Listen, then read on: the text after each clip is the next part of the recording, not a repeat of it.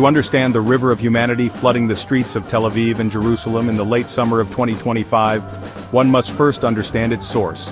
The current conflict, often called the perpetual war by its critics, did not begin yesterday. It is the latest, and perhaps most grueling chapter in a long and painful saga. The seeds were sown in the aftermath of the October 7, 2023, Hamas attacks, a day of unprecedented violence that seared itself into the Israeli psyche. The initial response was one of unity and a grim determination to dismantle Hamas's military capabilities, a goal that commanded broad, almost universal support across a fractured Israeli society. The nation, it seemed, was marching in lockstep. But wars have a way of outliving their initial justifications. The Israeli Defense Forces launched Operation Swords of Iron, a multi-pronged offensive in the Gaza Strip. The early months, from late 2023 through 2024, were marked by intense urban warfare and a devastating humanitarian crisis in Gaza. The world watched, aghast, as the death toll mounted and images of destruction filled every screen.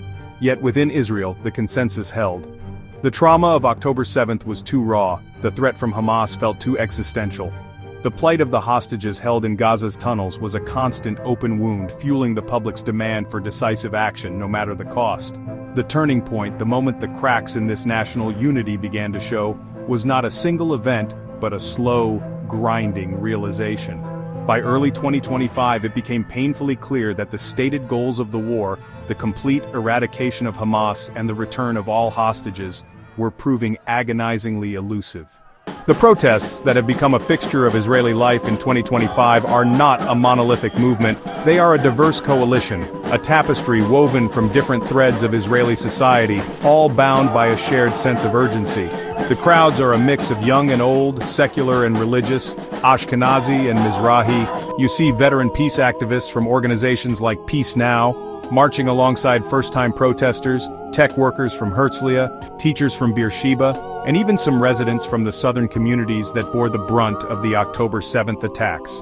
What unites them is a potent cocktail of grief, frustration, and a desperate desire for a different future for their children. The epicenter of this movement is undoubtedly Tel Aviv, Israel's liberal and secular heartland. Every Saturday night, Kaplan Street and the area around the Kiryat military headquarters transform into a sea of people. Estimates of the crowd sizes have varied, but organizers and media reports consistently place the numbers in the tens of thousands, sometimes swelling to over 100,000 for major rallies. But to see this as just a Tel Aviv bubble would be a mistake. Smaller yet significant demonstrations are happening concurrently in Jerusalem, often near the Prime Minister's residence, as well as in Haifa, Beersheba, and at dozens of junctions and bridges across the country. However, the most powerful and emotionally resonant voices come from the Hostages and Missing Families Forum. This group, born from the deepest personal tragedy, has become the moral core of the protest movement. Their plea is simple and devastatingly direct: bring them home now. At the heart of the sprawling protests lies a clear and increasingly desperate demand: a deal to bring the hostages home. This is the central unifying cry that echoes from Kaplan Street to the Knesset. For these protesters, the government's mantra of total victory has begun to ring hollow. They argue that the prolonged military campaign has not only failed to secure the release of all the captives, but has actively endangered the lives of those still held in Gaza. Beyond the immediate humanitarian crisis of the hostages, a broader political argument has taken root. Protesters are calling for a fundamental change in leadership and direction. Chants of "elections now" are almost as common as calls to free the hostages. There is a deep-seated belief among the demonstrators that the current government, led by Prime Minister Benjamin Netanyahu, is prolonging the war for its own political survival. They accuse the far-right elements of the coalition of blocking any potential ceasefire deal. Humanitarian concerns for the people of Gaza also fuel the movement, though this is often a more nuanced aspect of the protests. While the primary focus for most is Israeli security and the hostages, a growing number of participants are openly expressing horror at the scale of death and destruction in the Gaza Strip. The ultimate vision for many on the streets is a diplomatic resolution, an off-ramp from this endless war. They argue that military force alone cannot solve a political problem. It is a call to choose diplomacy over perpetual war. The Israeli government, a coalition heavily influenced by its right-wing and ultra-nationalist factions, has presented a largely unyielding front in the face of the growing protests. Prime Minister Netanyahu and his key ministers have consistently framed the demonstrations as a dangerous and divisive force during a time of war. They argue that such public dissent undermines the national effort, emboldens Israel's enemies like Hamas and Hezbollah, and weakens the country's negotiating position. In public statements and media appearances, government officials frequently label the protesters as a vocal minority of leftists who are disconnected from the mainstream consensus. In terms of policy, the government has shown little inclination to adopt the protesters' core demands. The official war aim remains the total destruction of Hamas's military and governing capabilities, a goal that critics now see as unattainable. The coalition's survival depends on maintaining this narrative. Any concession to the protesters, such as calling for new elections or agreeing to a ceasefire deal perceived as a surrender to Hamas's terms, would likely cause the far-right parties to bolt, leading to the collapse of the government. Thus, the wall of resolve is also a wall of political self-preservation. I supported the war at first, I really did. My nephew is a soldier in Gaza, but 2 years have passed. We are losing our children, both the soldiers and the hostages. We are destroying another people. For what? For a total victory that never comes? I am here because my government has lost its way, and I need to be able to look my students in the eye and tell them I tried to find a better path. I know war. I have fought in them. But this is not war, it is a quagmire. We are stuck. The government speaks of strength, but true strength is knowing when to talk. My friend's granddaughter is still a hostage. Is her life worth less than the political ambition of some minister? I march for her. We need a deal. Yesterday. I look at our government, and I don't see my Israel. I see intolerance. I see a messianic obsession with land over life. I see a government that is alienating our most important allies and turning us into a pariah state. We are fighting to bring back the hostages, yes, but we are also fighting to bring back the sane, democratic, and humane Israel that I believe in. We cannot sacrifice our soul for the illusion of security. This war is a disaster for everyone. It kills Palestinians in Gaza, it kills Israeli soldiers, and it poisons the relationship between Jews and Arabs inside Israel. The extremists on both sides feed off this violence. When I march here, with my Jewish friends and neighbors, we are showing our government and the world that there is another way, that peace is not a naive dream, but the only practical option. Our safety and our future are intertwined. It is crucial to understand that the protesters, while highly visible, do not represent all of Israeli society. A significant and perhaps still majority portion of the population either actively supports the government's war policy or remains deeply skeptical of the protests. For these Israelis, the trauma of October 7, 2023 is not a memory, but a present and persistent reality. This viewpoint is often articulated by residents of the southern towns and cities like Sderot and Ashkelon, who lived under the threat of rocket fire for years before the October 7th massacre. For them, a ceasefire that leaves Hamas with any military or governing capacity is not a compromise but a surrender. Furthermore, there is a deep-seated patriotism and trust in the Israeli Defense Forces that leads many to oppose the protests. They see the demonstrations as disrespectful to the soldiers who are risking their lives on the battlefield.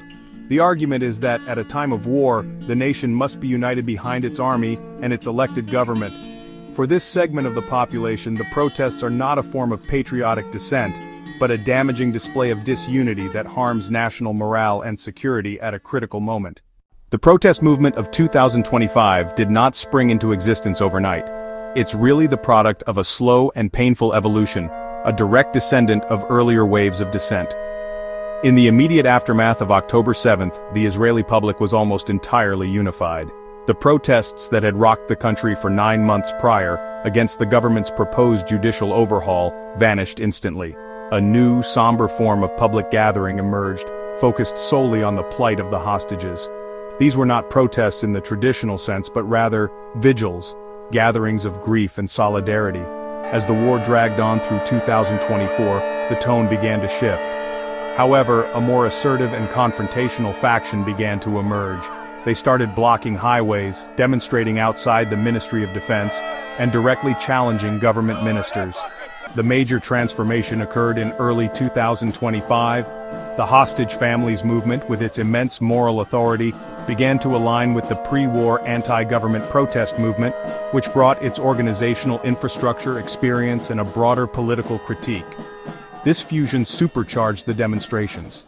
The protests in Israel are not happening in a vacuum. They're being closely watched around the world, and they have a significant impact on international diplomacy and public opinion. For Israel's allies, particularly the United States and European nations, the massive demonstrations provide a crucial counter-narrative to the government's hardline stance. When Western leaders urge Prime Minister Netanyahu to show restraint or to pursue a ceasefire, they can now point to the hundreds of thousands of Israelis who are demanding the very same thing. The protests give these leaders diplomatic leverage and political cover to press Israel more forcefully. For the Arab world, particularly the moderate Sunni states that have engaged with Israel, the protests send a mixed but important signal. The existence of a powerful Israeli peace camp offers a glimmer of hope. It suggests that if and when the current government is replaced, there might be a partner for a regional peace initiative. Globally, the protests help to shape the narrative about the conflict. In an era where Israel faces mounting accusations of war crimes and growing international isolation, the images of Israelis demanding peace and a hostage deal are incredibly powerful. They challenge the monolithic portrayal of Israel as a uniformly aggressive state, showing a society deeply and painfully divided. We stand today, on August 18, 2025, watching a nation in the midst of a profound identity crisis. The weekly spectacle of protest is more than just a political dispute. It's really the visible manifestation of a struggle for Israel's soul. The country is fundamentally torn between two competing visions of security. One, championed by the government, is rooted in overwhelming military strength and a belief that only a decisive, crushing victory can deter future enemies. The other, championed by the protesters on the streets, argues that true, lasting security can only be achieved through political solutions, compromises, and integration into the region. The immediate future is uncertain and fraught with risk. The government shows no sign of backing down, believing its political survival depends on staying the course. The protest movement, fueled by a potent mix of grief and desperation, is equally determined, vowing to escalate its actions until its demands are met. The outcome of this struggle will have consequences that radiate far beyond Israel's borders. It will determine the fate of the remaining hostages and the future of the millions of Palestinians living in the ruins of Gaza. It will influence the stability of the entire Middle East, affecting the delicate balance of power between Israel, Iran, and the Arab states. Ultimately, the thousands of Israelis flooding the streets are asking the most fundamental question a nation can ask itself. Who are we, and what kind of future do we want? They're holding up a mirror to their society, forcing a painful reckoning with the costs and consequences of a seemingly endless war. The world watches not just as a spectator but as a stakeholder in the answer.